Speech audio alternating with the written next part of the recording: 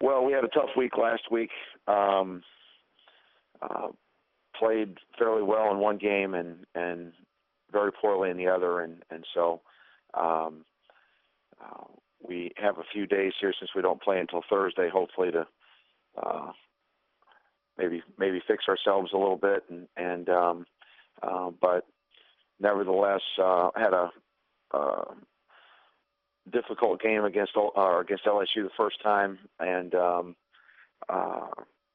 we got whipped pretty good, and so we'll have to certainly make some adjustments and play a lot better this time around. They've got a very, very talented team and a very good team. So we look forward to the week. We hopefully we can play better and have better success than we did last week, though, certainly.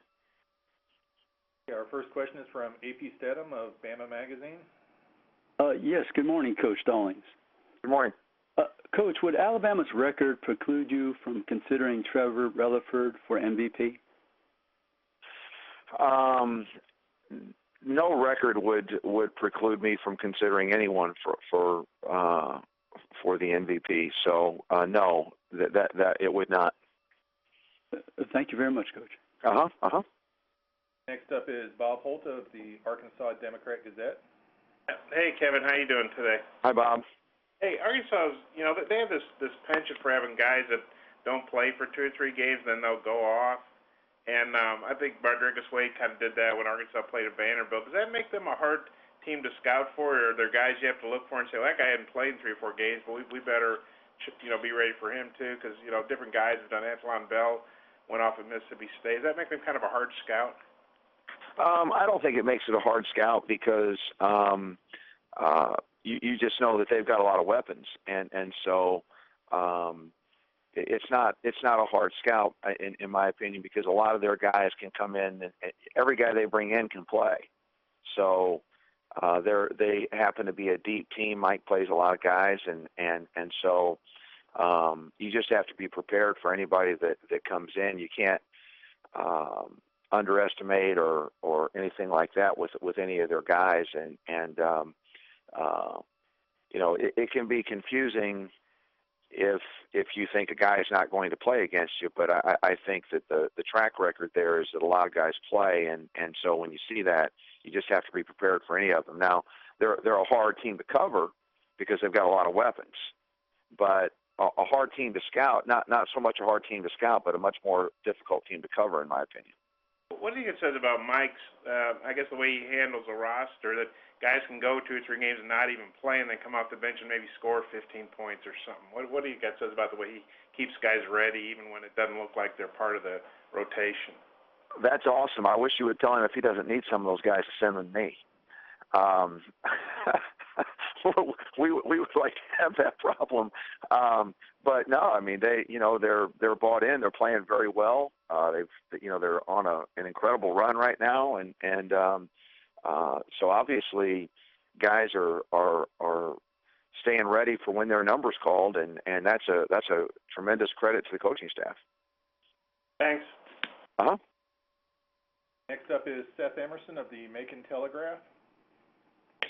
Hey, Kevin, I hope you'll indulge me one of these NBA one-and-done rule questions. I know that Adam Silver said he'd like to see it raised a year if he could, and there's debate about going to the baseball rule. I'm wondering, is there any concern that if they do raise it, that a lot more people, a lot more recruits will go the pro route rather than going to college in the first place? Well, I have a son. You may not know this. I have a son that's a professional baseball player.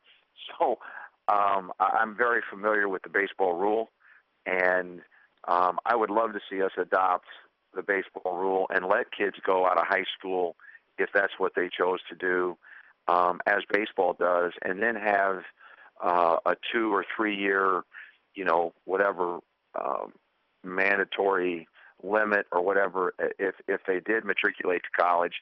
So the baseball rule is far better, in my opinion, than the rule that we are operating with right now. And I think it would be a lot healthier for our game if we adopted something similar to it. If a kid is ready, or if he thinks he's ready to go out of high school, I think we have this notion that we can protect these kids from themselves by going or by mandating that they go to college for 1 year, and I don't really believe that to be the case. I think we let them go out of high school, and if they come to college, they need to be here for 2 or 3 years, and then give them the opportunity to go again. Is there anything college coaches or NCAA need to do in terms of communication with the NBA? Because it seems like right now the NBA kind of sets its rule, and you guys are kind of at their mercy. I'm not the best person to ask for that. I think that the people that have opinions on that in our game would say yes, that there needs to be an extension of working together, or people, the NBA and the NCAA working more closely together. But obviously, the NBA doesn't have to concern themselves with us so much, but certainly, if both sides got together on the thing, they could probably come up with the best possibility, the best alternative. Thanks, Kevin. Next up is Jerry Tipton of the Lexington Herald-Leader. Kevin, I wanted to follow up on that just for a moment. You said a baseball rule would make college basketball a lot healthier. How so? I just think that I think that this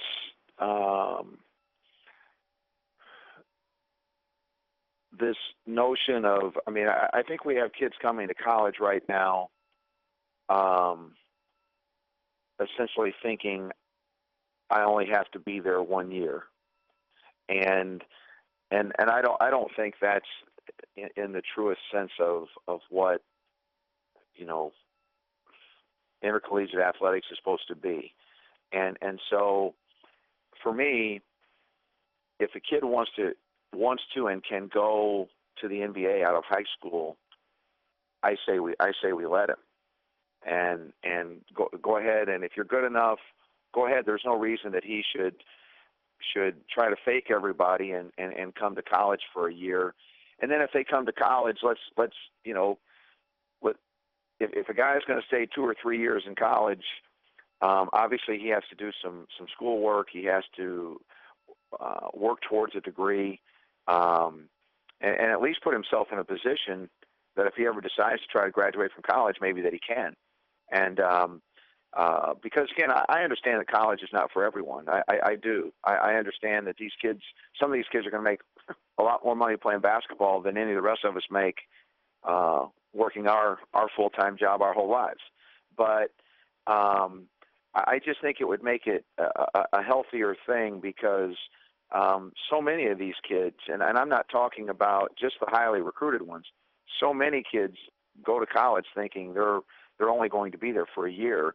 And I think that distorts their approach, and maybe again what the purpose of going to college is.